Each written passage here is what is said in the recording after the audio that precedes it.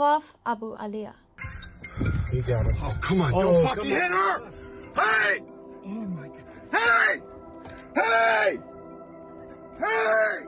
A 70-year-old Palestinian lady beaten unconscious by Israeli settlers while picking olives on her own land. خوف يعني كنت خلص من مرة وين ما جاوا يضربوني كنت خلص. Her attackers, illegal Israeli settlers in her village north of Ramallah, face no consequences. This is not a one-off.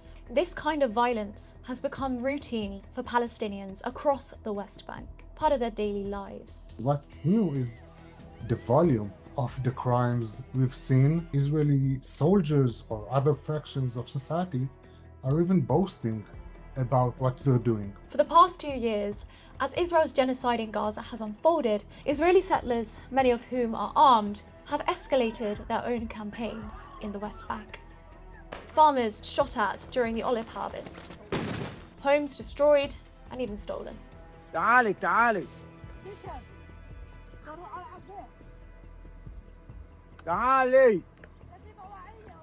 Bedouin herders have been driven off their land. They steal land and raid Palestinian villages with impunity. That impunity has turned deadly again and again. In April, 14-year-old Palestinian American Ahmed Rabir, who was visiting from the US to see family, was shot dead by settlers while picking almonds with 2 friends. In July, well-known activist Alda Hatalin, who worked on the documentary No Other Land, was killed by a settler. Video footage shows his killer returning to the same area a week later and undeterred. And just last week, 42-year-old Majid Mohammed Dawood was killed during an Israeli army raid in Nablus.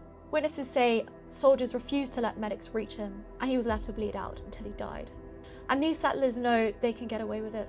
Israel's own finance minister, Bezalel Smotrich, sanctioned by the UK government for inciting violence against Palestinians in the West Bank, has said openly. עת להחיל את הריבונות הישראלית ביהודה ושומרון, להוריד מן הפרק אחת ולתמיד. כך גם לשמור על רוב יהודי מבהק במדינת ישראל יהודית ודמוקרטית.